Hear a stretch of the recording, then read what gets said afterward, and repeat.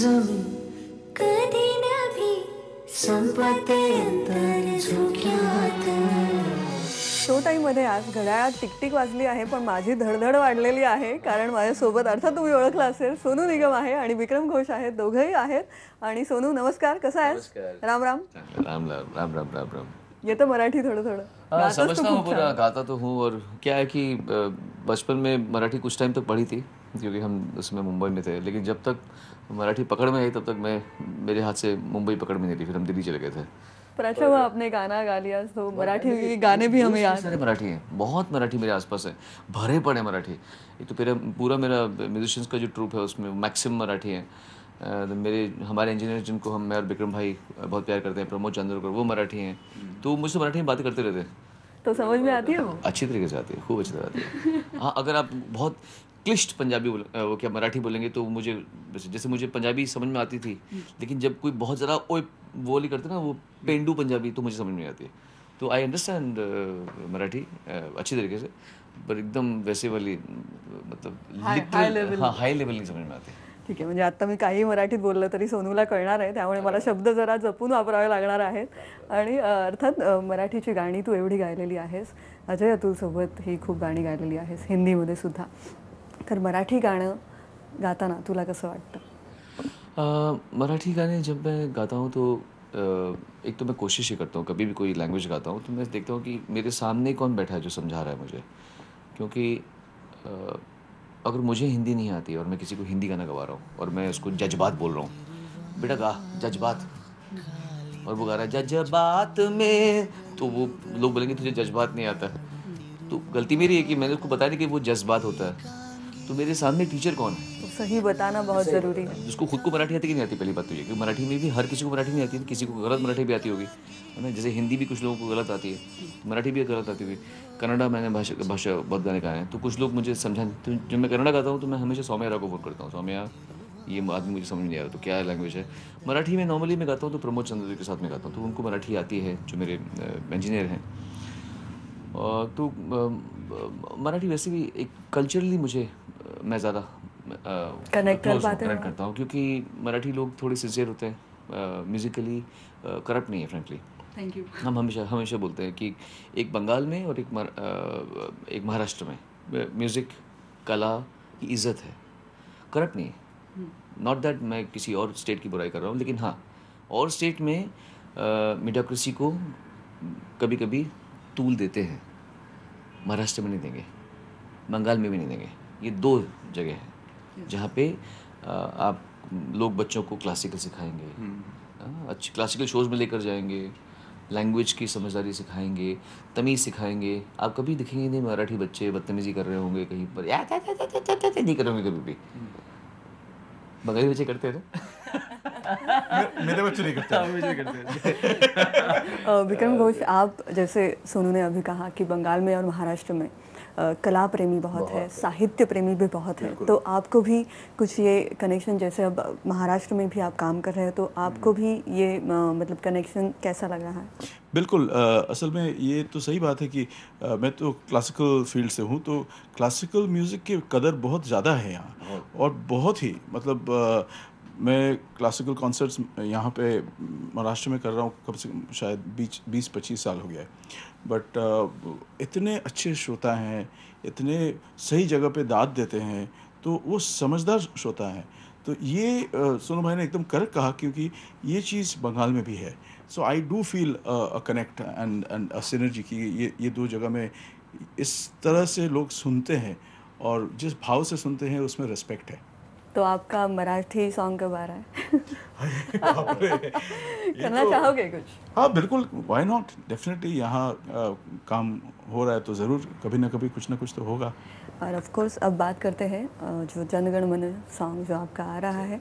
आप तो कोलकाता से हो, तो रविन्द्रनाथ टैगोर जैसे वहाँ पे मतलब देवता जैसे माना जाता है, और वो जो कनेक्शन है तो बहुत, जैसे आप बोल रहे हो सोल ऑफ इंडिया, तो सच में एक सोल ऑफ इंडिया जैसा आपके लिए रहा होगा. कब ये ख्याल मन में आया कि अब जनगण मन रिवाइव करेंगे? कुछ हफ्तों की बात है, वेरी रिसेंटली. इनफैक्ट हम दोनों सरप्राइज हैं कि इतना रिसेंटली ये आइडिया आया और इतनी जल्दी ये वीडियो तक रेडी हो गया है। तो कुछ हफ्ते पहले मैंने सोनू भाई से कहा कि सोनू भाई ऐसा है कि do you think we can do a version of Jana Gana मन, हमारा नेशनल एंथम जो है। तो ये जा रहे थे अफ्रीका और मैं जा रहा था लंदन। तो सोनू भाई ने पहले पूछा कि विक्रम भाई आपको पता है डेट क्या है और 15 अगस्त कितना दूर है। तो मैंने कहा कि हाँ ये तो सही है, लेकिन करें क्या। Immediately something I think some bulb lit up in his head and he said कि चलो करते हैं, देखते हैं ना क्या होता है। So he entered the studio the same night. उसी रात जाके उन्होंने कॉर्ड्स हार्मोनीज बैठाया गाने पे, खुद गाए पहले करके मुझे भेज दिया। और next day he went off to Africa और मैंने उस पर थोड़ा सा काम किया। फिर I went off to London, I sent him files, उन्होंने मुझे फाइल भेजा, मैंने उनको भेजा। और सारे जो म्यूजिशियंस और सिंगर्स जो बड़े बड़े आर्टिस्ट हैं, आपकी म्यूजिक टीम बहुत ही स्ट्रांग है, सबने समय निकाला। और राशिद भाई हैं, कौशिकी चक्रवर्ती हैं, फिर उन्नी कृष्णन जी साउथ से हैं, विश्वमोहन भट्ट जी जयपुर से हैं, नूरा सिस्टर्स पंजाब से हैं, फिर पापोन नॉर्थ ईस्ट से हैं, नीति मोहन है, तरुण भट्टाचार्य जी, रोनो मजुमदार जी, पूर्वांचल जी, इतने सारे लोग। कमाल की बात यह है कि सब लोगों को इतने समय में इकट्ठा कैसे किया? लेकिन इकट्ठा नहीं किया। हमने क्या किया कि किसी के पास कोई, जैसे विश्वमोहन जी जयपुर के हैं लेकिन अहमदाबाद में थे, तो अहमदाबाद से उन्होंने रिकॉर्ड करके भेज दिया फाइल। कोई आर्टिस्ट सोनू भाई के स्टूडियो में आके गा के गए हमारे। हाँ, उन्नी कृष्णन चेन्नई में थे। देश का गाना पूरे देश भर में रिकॉर्ड हो रहा था। अमेजिंग, क्योंकि और इसीलिए हम टेक्नोलॉजी को सलाम करते हैं, क्योंकि such an amazing thing was possible because of technology. और हमने फाइनली जो वर्जन निकल के आया है, it is so beautiful and so soulful, और जो भाव है उसको भी इंटैक्ट रखते हुए हमने ये काम किया। So I think we been blessed that within 10 days हमने वीडियो तक शूट कर लिया, रिंगो ने वीडियो किया। So we are very happy that this is possible. क्या बात है। और सोनू, जैसे स्कूल में गाया होगा राष्ट्रगान, और बाद में कभी ये ख्याल आया था कि आपका खुद का एक अगर अलग वर्जन होगा? देशभक्ति पर गाने तो आपके बहुत आए हैं जो हमने सबने बहुत अच्छी तरह बार बार सुनते हैं, लेकिन ये कब ख्याल आया था और अभी कैसा लग रहा है? बहुत अच्छा लग रहा है। इंसान जब उम्र में बड़ा होता है, अपने एक्सपीरियंस में बड़ा होता है, तो वो अपने बचपन को एक अलग निगाह से देखता है। तो मैंने जब राष्ट्रगान को पहली बार गाया होगा बचपन में, जय ही कल की गाया होगा, जन गण मन अधिनायक ऐसे गाया होगा, वो सोनू में और अब के सोनू में फ़र्क ये है कि कोई फ़र्क नहीं फ्रैंकली।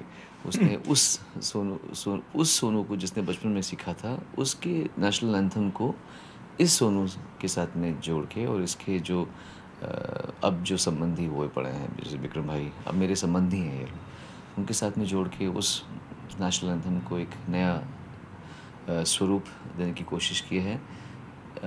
ये ध्यान रखते हुए कि इसका जो बेसिक कोर इसका स्वरूप है, वो उस पर कोई दखलंदाजी नहीं की जाए, उसकी कॉम्पोजिशंस को नहीं तोड़ा जाए, उसकी कॉम्पोजिशन से कुछ खेला ना जाए। हाँ, उसके अरेंजमेंट में अलाउड है आपको, लेकिन आप उस गाने के साथ में आप एक जैसे कहते हैं ना, प्रयोग नहीं कर सकते। You can't experiment with an already established national anthem of yours.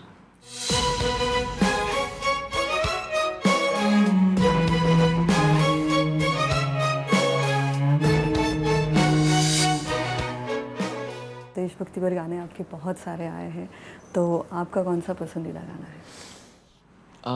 जो मेरा पहला गाना था जिससे मुझे हालांकि उसके पहले मैं गा चुका था, पर सद्य से आते हैं वो, उससे मुझे काफ़ी प्रसिद्धि मिली थी। 97 में आया था वो गाना, आए हुए भी उसको 18 साल हो गए। सोचो कमाल है। एक आध लाइन प्लीज। सदे से आते हैं हमें तड़पाते हैं, जो चिट्ठी आती है वो पूछे जाती है कि घर कब आओगे, कि घर कब आओगे, कि घर कब आओगे, लिखो कब आओगे, कि तुम बिन ये घर सुना सुना है।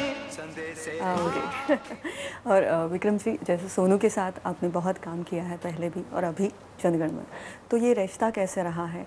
क्योंकि ये भी बहुत बिजी रहते हैं, आप भी बहुत बिजी रहते हो, लेकिन कब समय निकालते हो? ये रिश्ता, म्यूज़िकल रिश्ता कैसे बरकरार है? हमारा रिश्ता कुछ अजीब है कि क्योंकि एक तो हम साथ में काम करते हैं और दो दो शहर में रहते हैं। ये बॉम्बे में, मैं कलकत्ता में रहता हूँ।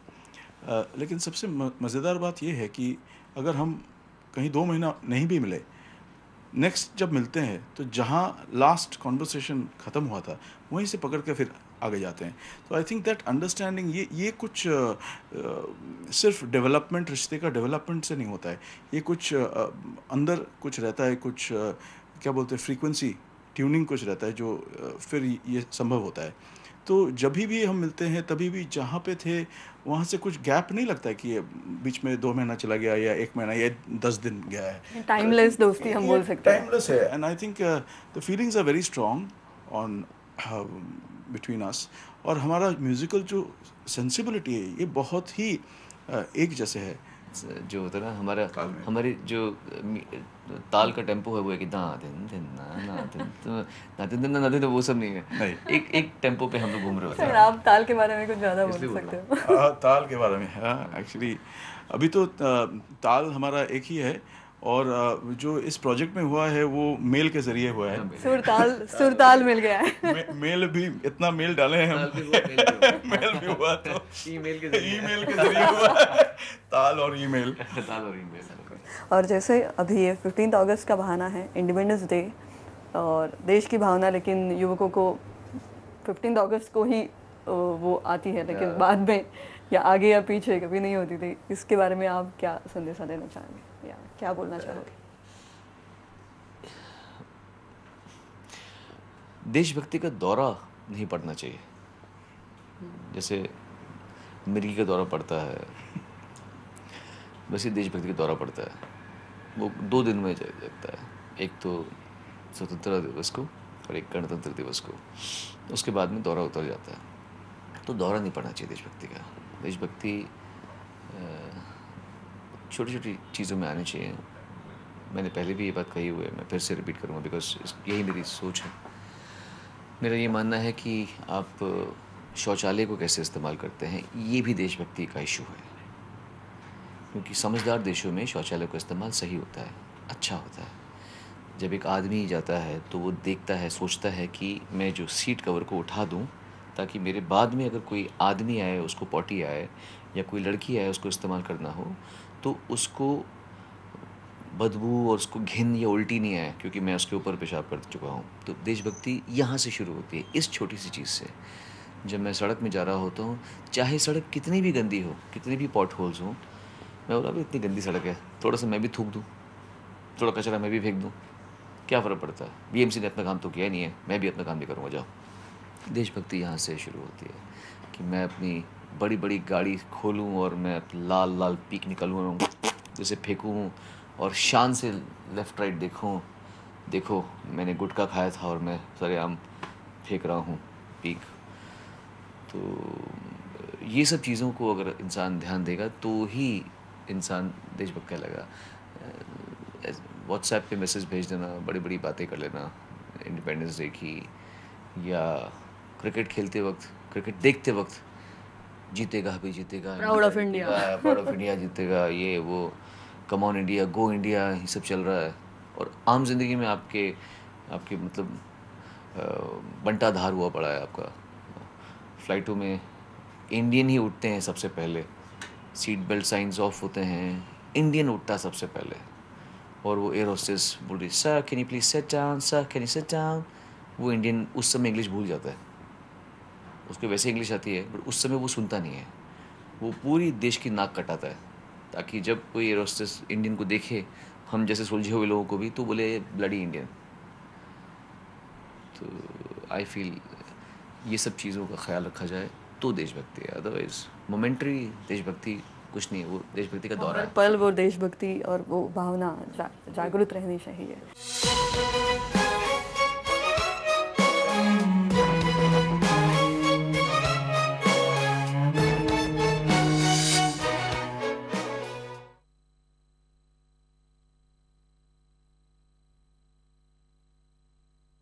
आप दोनों भी बहुत अब्रॉड काम कर चुके हैं, बहुत बार जा चुके हैं, लेकिन सोनू, ऐसी वो कौन सी चीज़ है वो जो आपको फिर से इंडिया में ही लाती है?